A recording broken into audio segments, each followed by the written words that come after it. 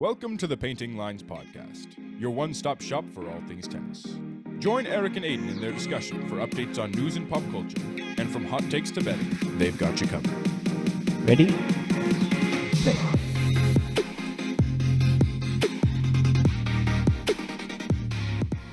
So this week will be the second half of the interview with tennis agent Rohan Mandaiker. If you would like to hear the first half of the episode, the introduction of Rohan and some background about who he is and what he does as a tennis agent, be sure to check out last week's episode. But for now, let's jump right into it. Anyway, yeah, shifting gears here again, I have kind of a fun question for you because I'm curious to your thoughts of Zverev, Rublev, and Tsitsipas on winning a slam, because these are three guys that kind of came up at a difficult time where the big three was still dominating and they were touted as like the next gen. And unfortunately, like, yeah, they've had very, very successful careers. I'm not trying to take away anything from that. But the thing that they are missing is a grand slam. And I'm just curious to hear your thoughts. I think it's tough with the competition that's out now. And it's funny because we talk about the big three kind of in past tense, but I think Djokovic is still very much the most dominant player right now in tennis. And whether you like him or not, you can't argue that fact. And so for any player, not just Zverev, Tsitsipas, or Rublev, but any player to really get past him is a big task. But I think a lot of the younger players, like you look at Sinner and Alcaraz, both young players who've been able to, harness their game and are on the rise, And I wouldn't say that Zverev, Tsitsipas, and Rublev have necessarily peaked, but at the same time, I think given the challenging competition out there, it's going to be a lot more difficult to attain the ultimate goal, I guess, than it might have been a few years back, which even then it was difficult because of the big three. But I think Zverev, if anybody, he's got a really good game. Best chance. Rublev has a good game, but he's got some issues mentally with just focusing and really, I think he's very hard on himself. Mm-hmm. And it always strikes me as funny because he's always talked about as like one of the nicest people off court and even any you watch, but then he's so hard on himself more than anybody else. And it's just tough to watch, because I think keeping a calm, level head during tennis is something that's paramount, in order to, you look at somebody like Sinner, and I'll actually argue that I think one of Sinner's best qualities is his ability to also just stay calm, right? And even someone like Alcaraz, who's smiling when he loses points, you got to just reset and just enjoy playing the game. Djokovic, his meticulousness on also his mental health has helped him because he can definitely blow up in certain times, but he's been so about his health, about his well-being, about his diet. Everything is just so well crafted by him that's why he's able to achieve the levels he does. But if you're somebody who's not doing that much regimen, you need to have your mental game also strong, or at least be relaxed and just enjoy playing the game in order to attain those kinds of levels. Don't get me wrong. I think there's a certain amount of like natural talent that comes with it, but a lot of it also is just being able to relax in those big moments and just play the game you love playing. Yeah, no, it's a weird time for them because, yeah, like we mentioned, they have the big three on the front end, and then now they have the young guys kind of coming for them now, like Alcaraz, Sinner. So, what do you guys think? yeah, so Tsitsipas, I think he kind of had his chance and blew it. I don't see him unless he gets a real coach. I think his dad is holding him back, to be honest. I think that box is just so toxic, and you can see it there out on the court, like the way they look at each other and the way his mannerisms are on the court. I just think he mentally implodes every single time. What I'd say is I think that it's going to come down to how long it takes Djokovic to retire. Because as long as he's in there, he's going to be late in the tournaments. He's going to be competing against these guys. He's probably going to be making at least the semis or the final, but making it very limited. It cuts down the amount of spots that you can have in those later rounds. And I think that once he's gone, I think it's just going to open up, and I think there's going to be a lot of new winners. I don't think it's going to be like everyone wins one. I don't think it's going to be completely spread out.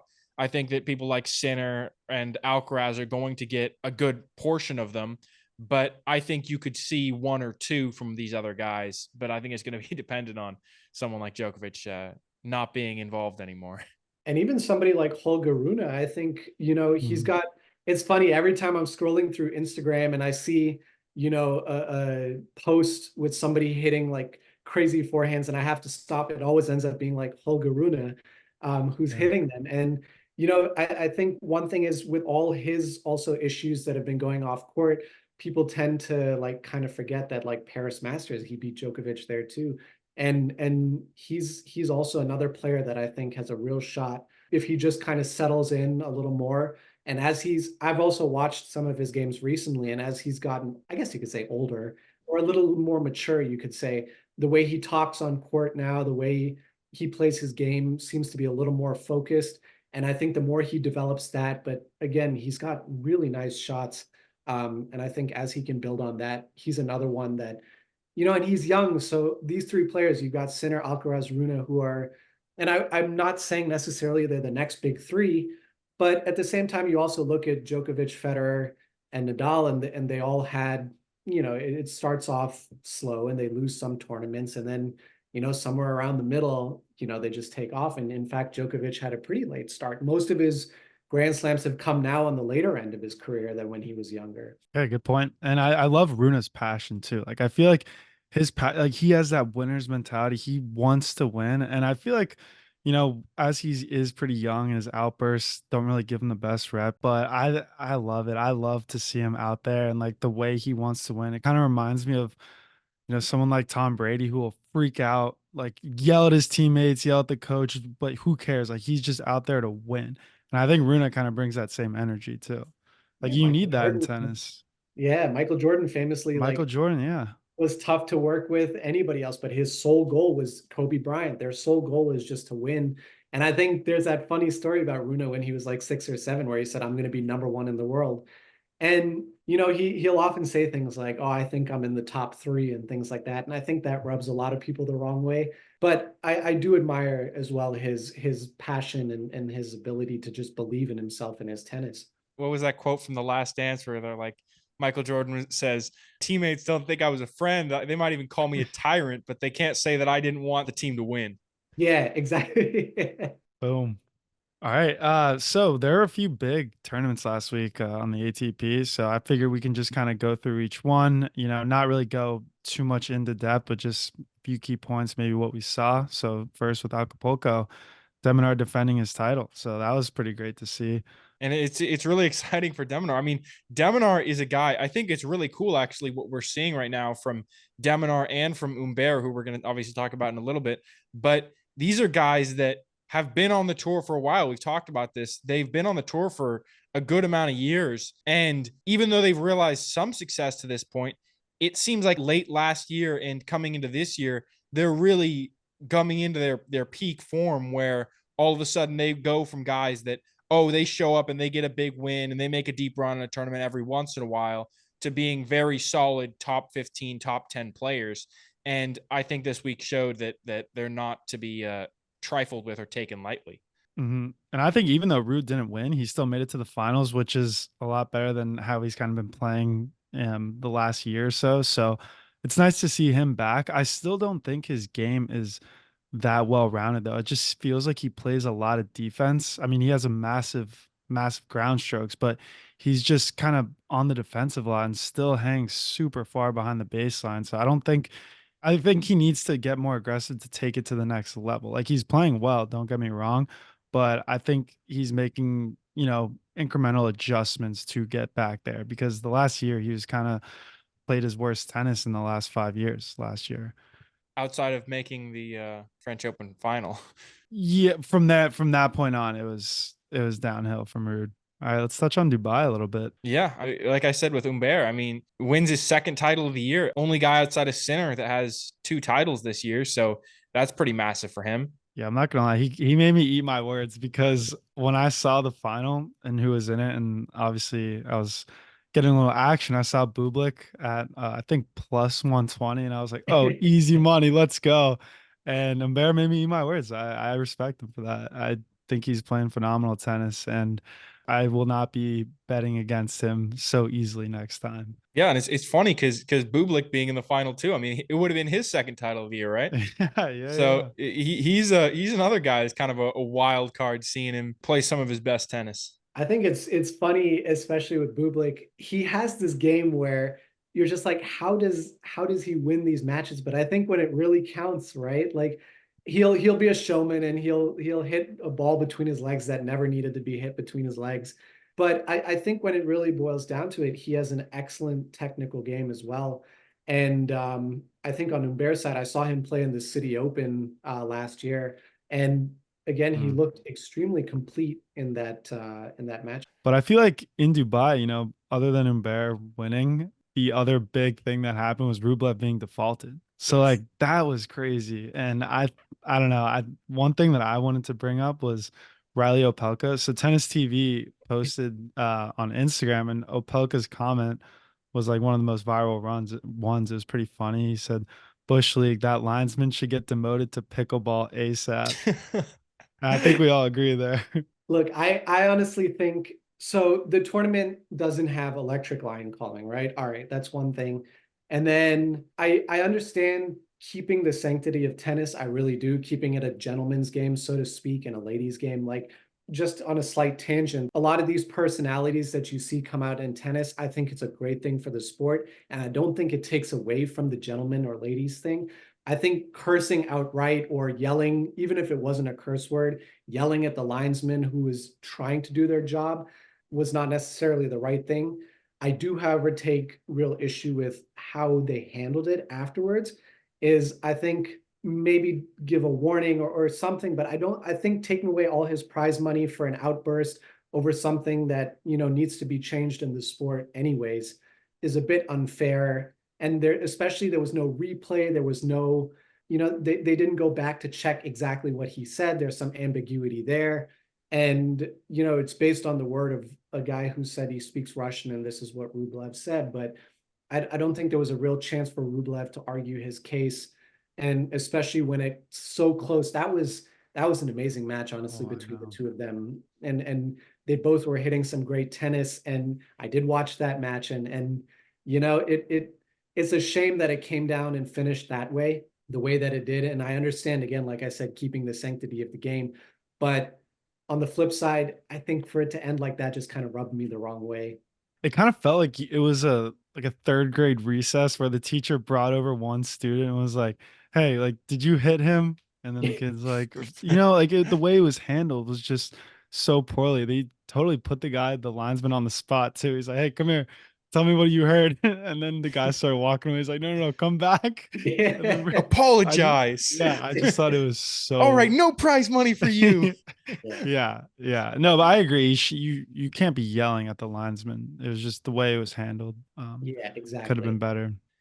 Santiago. So yeah, not a whole lot that happened here. Baez got the title, but what I wanted to bring up was Jari, who I personally love. Nicholas Jari. He's one of my favorite players on tour, and his loss to Mutet. So I don't know if you caught that at all, but they were playing in Chile. And Jari's from Chile, and Mutet was just toying with the crowd almost. Like he was screaming, overdoing it. He was celebrating.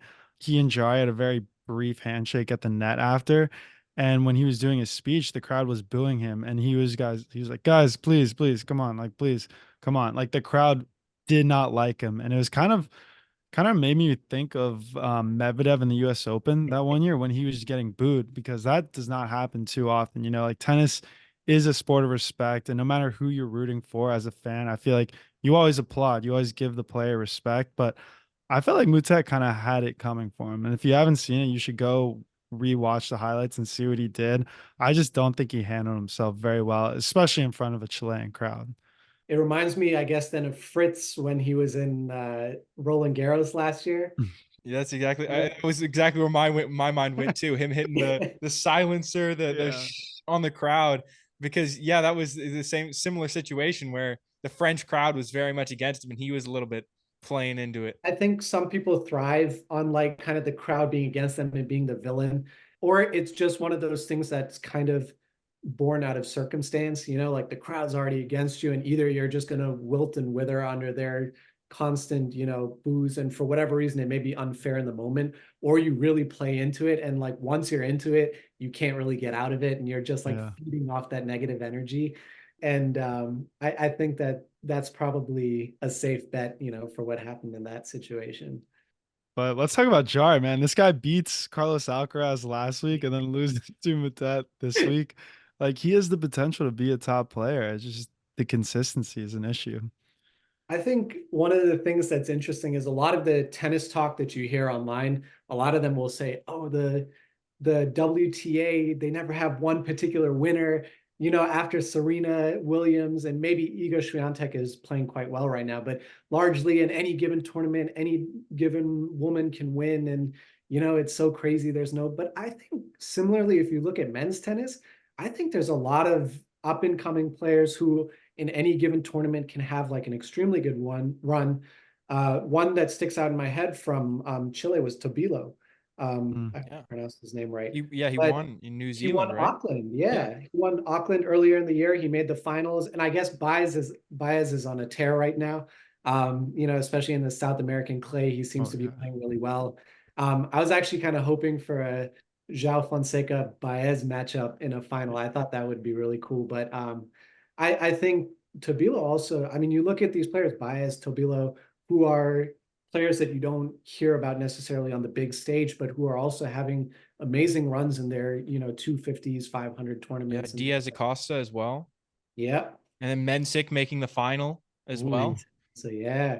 And I like Mensic's personality. He's someone that really sticks out as like one of those players that you really want to root for, not just because of his game, but just he has that personality of like, I wouldn't say Federer, but he's got that like, I'm a gentleman, but I also know how to crack good jokes. Like he said, he played Qatar for the free iPhone. I don't know if you guys saw that. Yeah, I saw that. That was funny. that gave me a good laugh, but he's respectful of his opponents. And I like the way he's able to balance having a personality, but also being respectful in the game. Yeah, we were just talking about that last week, I think, with a bunch of new winners, because I felt like a couple years ago, right in the middle of the big three era, it was like you had top guys winning every tournament. Right. And now, like, especially like this year, end of last year, you're seeing guys come out of the woodwork where you're like, this guy was a qualifier and he won the tournament. How did that happen? And I think, yeah, like you're saying, I think it's a positive, because it does make it more interesting to not see necessarily the same guys winning over and over again. Yeah. Another two that stick out is Arnaldi and Cavalli, the young Italians, who are playing as well. Yeah, I think they're also playing the French players. We talked about Humbert, but Arthur Fils has been struggling a little bit, but he was someone that like from the start caught my eye. Like just he's also got a monster game when he's playing well. That forehand is nothing to mess with. So some good talent coming out of Europe, hopefully for America too. Yeah, hopefully for America. So yeah, we have Indian Wells coming up this week. Pretty excited about that. Anything notable that you're looking out for, what you're excited to see? I'm really excited. Actually, I gotta say the first round matchup is Nadal and Milos Raonic. They just released the draw, and I saw it's going to be Nadal and Milos Raonic, and I think that's a perfect matchup for like kind of both Milos Raonic has been playing a little more, but both coming back and seeing where their game is, and then whoever wins that plays Runa next. So I think there'll be some hard hitting and some really good matches coming out from that particular matchup section there. Yeah. And I didn't really watch the Netflix slam match between Nadal and Alcaraz, but I did see that it ended up being really, really close. Do you think overall that was a positive sign for Nadal's game or a negative sign for Alcaraz's game? Because it could be like, you look at it as, oh, Nadal's coming back and he's playing number 2 guy in the world. He played really well. Or you see it as Alcaraz, who was also injured, not necessarily playing 100%. So I watched that matchup in full, and you're playing in Vegas. People were paying like, how much is like $5,000 a pop, and like some crazy amount of money for the seats and stuff. And you want to kind of give them a show. So I'm not saying that it necessarily had a trajectory, but I'm sure they both played in a certain way that like highlighted each other. And especially, I will say they played more serious than you would imagine from a exhibition match, which I did appreciate. And they both had some brilliant shots sprinkled throughout and some really good points. But I also think part of it was just not exerting themselves too much. And part of it was also allowing the other person to have kind of an equal shine and not looking like too good one way or another. So I would look to Indian Wells actually as more of a test to see like whether Nadal is doing really well right now or whether Alcaraz is doing bad, or whether it was just, because of that particular matchup and the nature of it. Again, it was competitive and it was close, but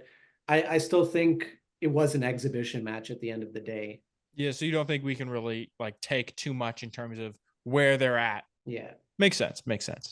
And what about Djokovic? I mean, this is his first tournament back as well. So I think he's settled back in after losing the Australian Open. And I personally think that Djokovic can stay away from the game at this point in his career for as long as he wants. And then whenever he comes back, you're guaranteed pretty much a deep run from him. Not necessarily to win the whole thing, but again, I would always favor him as the highest prospect if he's playing the tournament, just simply because right now, despite his age, I think he's at the peak of his game.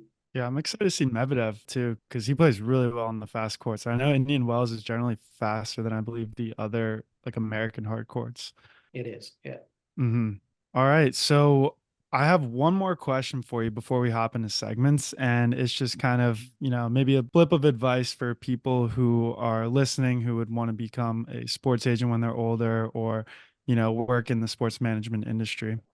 Yeah, absolutely. So one of the things I think, is the most important advice I could give to somebody is love the sport that you're working with, right? And I think a lot of people say, oh, you go this route and you need to do this. And for example, I think a lot of agents are lawyers. I'm not a lawyer myself, none of the people who started the agency, but we do keep lawyers on our team who advise us, and so I did business and marketing. And when I started this project with tennis, it really like suddenly felt like I knew exactly, or I was exactly where I belonged. When we started in basketball, don't get me wrong, I loved it too. I thought basketball was great, and I watched basketball as well, but I'm not like into basketball the way some of my coworkers were. And it was amazing to hear them talk about it. They'd be like, this player plays like this player, and he belongs in this position, in this position. And, especially when we're working with placing our players overseas, they were able to like pinpoint exactly, where they should go and what slots needed to be filled. And their basketball knowledge was huge, right? And I always felt honestly like kind of the one that was just doing I did a lot of the extra work around it, like contacting the teams and like putting together briefs on what it would look like to, play in this certain country that you're being sent to. What's the currency? What are the things to expect? I'd be in communication a lot with the athletes, but less so from a love of basketball and more so from like the job description. And then when I got into tennis, it was like, it wasn't something I was really expecting because I hadn't played it in the longest time, but because I had that foundation and I knew like how to play. And honestly, as I've fallen back in love with the sport, it's almost like it's no longer a job. I do research for fun about strings. I do research for fun about rackets. I do research for fun about, how to hit and different tactics. And without really realizing it, that's played a really pivotal role in me understanding and scouting better. And it was not something I had to do. It was something I love and something I wanted to do. And similarly, I think for you guys with this podcast, it's nice to hear you guys just talk about tennis from a love of the game, right? And so that's really my biggest piece of advice is if you're going to get into sports, and even if it's not necessarily a sports agent, whatever particular part of the industry, it should be a sport that you really love. And even if you didn't play it, although that absolutely helps, and I still play tournaments even now. I mean, like my game has also gotten better. I've gone out and hit with clients on occasion and gotten my ass beat, but it's a lot of fun, right? Like you get to be out there and like practicing and working on your game. And so one thing that I want to make sure is no matter how hard I'm working for my clients, that I make time. Tennis is honestly the best relaxation, right? From a busy day, I play 5 times a week right now, and I just go out and I hit. And I'm not the best player in the world, but I get to really just release, and in my own way kind of helps me connect again with the sport that I love and the sport that I want to see flourish. And so that's honestly my biggest piece of advice is just get into sports in the sport that you love, unless you're one of those people that just knows everything about all sports and follows everything. But even then, if you can really focus on one thing and build that, I think that's always a great thing. Yeah, that's great to hear. I know tennis can be therapeutic, and then some days it could be super stressful. If I had unlimited rackets like some of these players, I would definitely be a racket smasher. I've been known to every once in a while just throw my racket at the fence. I'm like, it won't break, but I'll get a little bit of it Yeah, out. the fence, exactly. I remember I've done it only once and I was mortified when I did it. I'm like, I can't, it was a guy who was like kicking my butt and I couldn't get a single point off him. And normally I can like rally and hit, but he just had every angle, every shot against me. And it's one of the few games or few matches I can remember in my head where I just couldn't get anything. And I remember I hit one shot and it was out and I just flung my racket and then I'm like, no, what did I do? I promised myself I'd never do it. But sometimes it gets, the heat of the moment. You can't. Yeah, of course. Reflex. All right, and that's the show. If you're not already subscribed, go ahead and hit that subscribe button. You can find us on Instagram, TikTok, YouTube at Painting Lines Podcast. Feel free to shoot us a DM or email us any questions or thoughts at paintinglinespodcast@gmail.com.